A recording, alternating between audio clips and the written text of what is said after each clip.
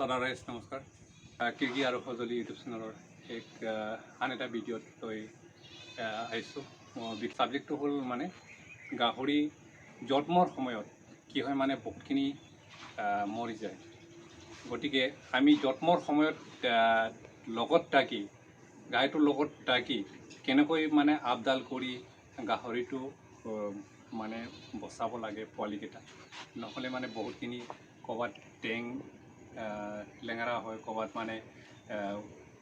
গছকি মৰি যায়, তেনেকুৱা বহুতখিনি সমস্যা হয়। গতিকে সেইটোৰ সম্পৰ্কে মই এটা ভিডিঅ' হেৰি কৰিছোঁ আৰু পোৱালি আজি জন্ম হ'বলৈ হৈছে সেইখিনি আপোনালোকক দেখাম। যিখিনি জানিম আমি ভালকৈ জনাটো উচিত, ওপৰা ওপৰিকৈ চাব নালাগে। গতিকে সেইকলৈকে চাব বুলি মই আশা ৰাখিলোঁ। এতিয়া ভিডিঅ'টো চাওঁ বলক।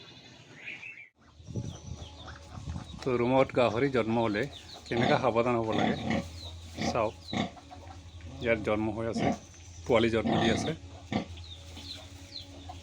মই এটা এটাকৈ জন্ম হোৱাবিলাক এটা লাঠি এটাৰে, লাঠিটো আগটো একদম মিহি হ'ব লাগিব, লাগিলে কিবা এটা কাপোৰ এটা বান্ধি ল'ব।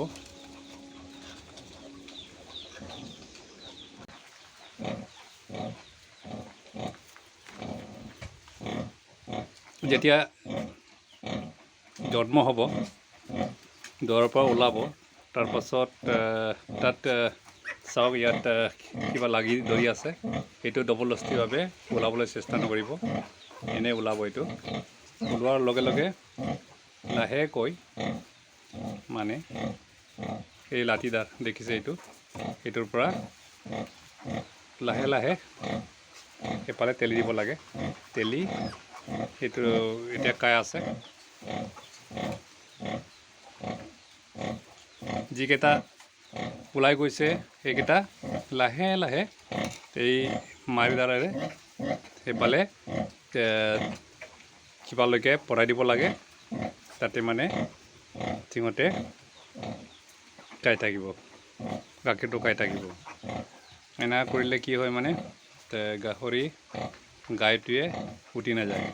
কিন্তু আপোনালোকে ভুল নকৰিব যে গাহৰি যেতিয়া জন্ম হ'ব কিছুমানে সেইটো এটাইত ছাইড কৰি লয়, যাতে গাইজনীয়ে তেলা হেঁচা কৰি বা কিবা কৰি ভৰিৰে গছকি নিদিয়ে, তাৰ কাৰণে ছাইড কৰি দিয়ে। তেতিয়া বেছি কিবা হয় অলপ বিৰক্ত হৈ যায়।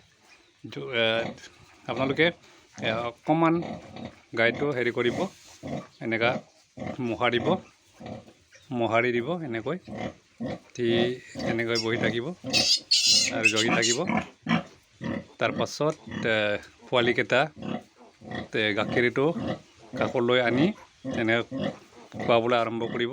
তেতিয়া লাহেকৈ আৰামত থাকিব আৰু জগি থাকিব। এতিয়া চাওক ইয়াত এতিয়া আৰু জন্ম হৈছে, চাই যাব আপোনালোকে। বিশেষকৈ গাহৰি জন্ম সময়ত কিছুমান বহুতখিনি মৰি যায় হেৰি কৰি গাইজনীয়ে হেপালে হেপালে পেটটো বিষাই থাকে, সেইটো কাৰণে হেপালে হেপালে কিবা কৰি থাকে। ফলত কি হয় হেঁচি চেপ এটা হৈ যায়। এনেকুৱা বহুত এইটোৱে ডিষ্টাৰ্ব কৰিলে।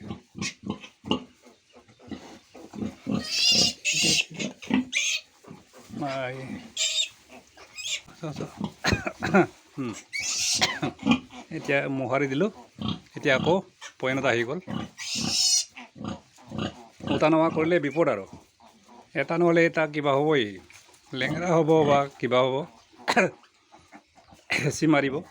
এনেকুৱা বহুত সাৱধান হ'ব লাগে, লগত থাকিব লাগে মানুহ।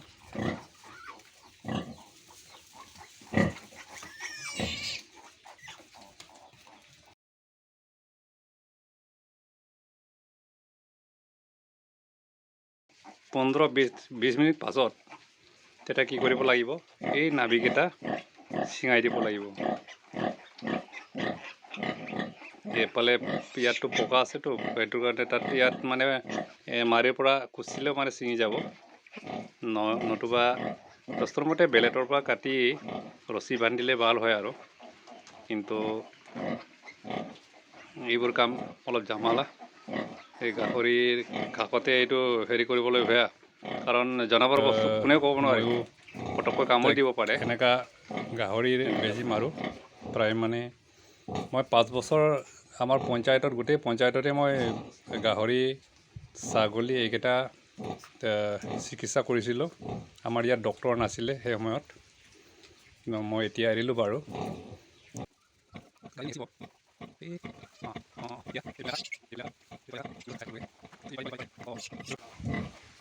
নাভিটো লাগি আছে বাৰু এতিয়া নাযাব থাকক কিছু সময়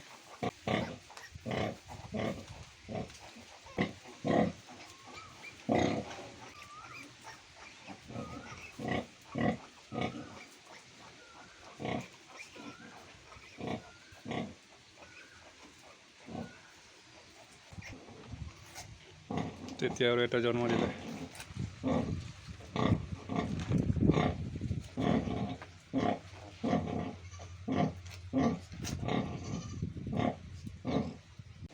এতিয়া নতুনকৈ জন্ম দিয়াটো সেইফালে লৈ যাম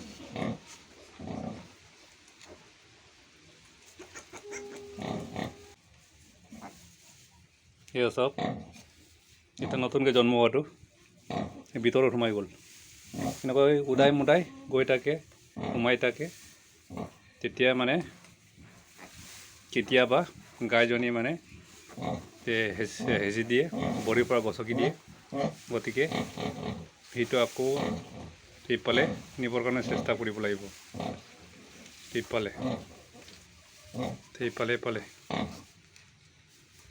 সেইফালে সেইফালে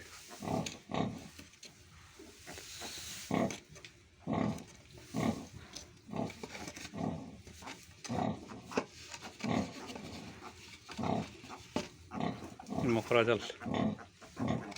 জালটো এতিয়াও আছে দেখোন যা যা সেইফালে যা সেইফালে যা সেইফালে যা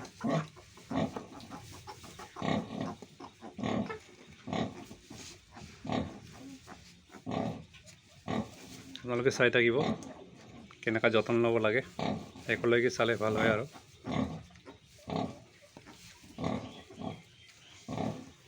ইয়া এতিয়া আৰামত গাখীৰ খাই আছে যদি তেনেকৈ গাখীৰৰ ওচৰত নিয়া নহ'লেহেঁতেন তেনেহ'লে ক'ত পাই গ'লেহেঁতেন ক'ত সোমাই গ'লেহেঁতেন কি হ'লেহেঁতেন ক'ৰবাত কান্দিব গাইটো আকৌ উঠিব তেতিয়া মানে বহুত বেমেজালি হ'লহেঁতেন গতিকে চাওক এতিয়া ইয়াত 10টা নে 11টামান হৈছে আৰু জগিব চাগে এতিয়া গাইজনী উঠা নাই নহ'লে গাইজনী উঠিলেহেঁতেন কতবাৰ উঠিলেহেঁতেন এনেকৈ মানে চাওক আৰু জগিলে দেখাম বাৰু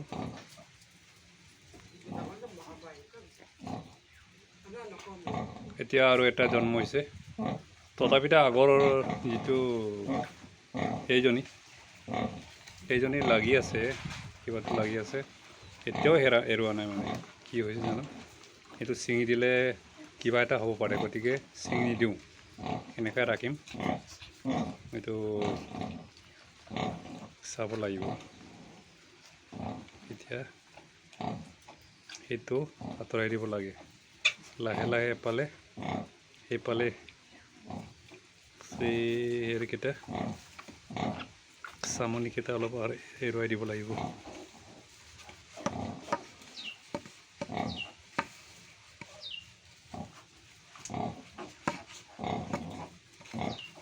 এয়া ধুনীয়াকৈ চাফা হ'ল এনেকুৱা কিবা কাপোৰ চাপোৰ বান্ধি দিব লাগে কিবাটো লাঠিটো এইটো এটা ফৰ্মুলা এইটো বহুত দৰকাৰী দেই আপোনালোকে এনেকৈ কৰিব তেতিয়া চাক ইয়াৰ পৰা চফা কৰিব পাৰিছোঁ চফা কৰি দিলে খাৱা আহি যাব আৰাম পাই যাব। যা সেইফালে যা, পালে গৈ আছে এতিয়া, পালে 12টা হৈছে এতিয়ালৈকে। ইতিমধ্যে জন্ম হৈছে এইটো। 1 মিনিট হোৱা নাই, কিন্তু ইয়াতে অলপ সময় থাকিব দিব লাগে, 2-3 মিনিটমান ৰেষ্ট দিবলৈ দিব লাগে। কৃষক বন্ধুসকল, এতিয়া চাওক, এতিয়া খুব সম্ভৱ তেতিয়া জন্ম হ'ল, গোটেইখিনি জন্ম হ'ল নেকি, আৰু জন্ম নিদিয়ে চাগে। ইয়াৰ পাছত এতিয়া হাপাটো ওলাব। হাপাটো যেতিয়ালৈকে ব্ৰিডিং নকৰে তেতিয়ালৈকে আপোনালোকে চাব লাগিব, ৰৈ থাকিব লাগিব। হাপা যেতিয়াই হাপাটো জন্ম দিব, লগে লগে মানে গাইজনীয়ে খায়, সেইটো প্ৰকৃতিৰ নিয়ম। কিন্তু সেইটো খাবলৈ দিলে কি হয়, আমাৰ জনবিশ্বাস মতে মানে গাখীৰ কমকৈ ওলায় মানে। গতিকে আমি সেইটোলৈ ৰৈ থাকোঁ, আৰু লগে লগে সেইটো উলিয়াই আনি সেইটো মানে পুতি পেলাম। বিশেষকৈ সেইটো বস্তু যেতিয়া ইহঁতে খোৱাৰ পাছত কি হয়, আচলতে কেইদিনমানৰ পাছত মানে অলপমান খাবলৈ ইচ্ছা নকৰে, তেনেকুৱা হয় মানে। কাৰণ এই মাংস নহয় জানো, এই মাংসটো আকৌ যদি খাই দিয়ে পেটত, সেইটো দানা খোৱা বস্তুটোৱে যদি কিবাটো মাংসটো খাই দিয়ে, তেনেহ'লেতো নাখাব নহয়। গতিকে বেমাৰ আজাৰ হয়, খাবলৈ ইচ্ছা নকৰে, তেনেকুৱা মানে পাছত গৈ সেইটোৰ পৰা বেমাৰ লাগি যায়। গতিকে এই লগিটো আপোনালোকে একদম মানে ৰৈ থাকিব, আৰু যেতিয়া লগিটো বাহিৰ হ'ব, লগে লগে সেইটো পুতি পেলাব। এইটো বৰ জানিবলগীয়া কথা। আৰু তাৰ পাছত আপোনালোকে এনেকুৱা আৰু কেইদিনমান অলপ যতন ল'ব লাগে, আৰু অলপ আপডাল কৰিব লগা হয় বিশেষকৈ। আৰু এটা কথা নক'লে নহ'ব যে এই কিবাটো যে নাড়ীটো প্ৰায় মানে 20-25 মিনিটমান সময় ৰাখি, তাৰ পাছতে সেইখিনি 4 ইঞ্চি আঁতৰত মানে এটা ৰছী, এটা সূতাৰ পৰা বান্ধিব লাগে, যিকোনো হেৰিৰ পৰা বান্ধি তাৰ পাছত সেইটো বেলেতেৰে কাটি দিব, বা কেঁচি বা বেলেতেৰে কাটি দিব লাগে। নহ'লে কি হয় মানে তেতিয়াও সমস্যা হয়। যদি হেৰিলৈকে 2-3 ঘণ্টা 4 ঘণ্টালৈকে থাকে, বা কিছুমানে এদিনো থাকিব পাৰে, তেতিয়া কি হয়, ক'ৰবাত লাগি ধৰাৰ ফলত মানে সেইফালে যাব নোৱাৰে, তেতিয়া গাইজনীয়ে গছকি সেইটো মানে দুৰ্বল কৰি দিয়ে। গতিকে সেইটো নাভিটো তেনেকৈ বান্ধিব লাগে।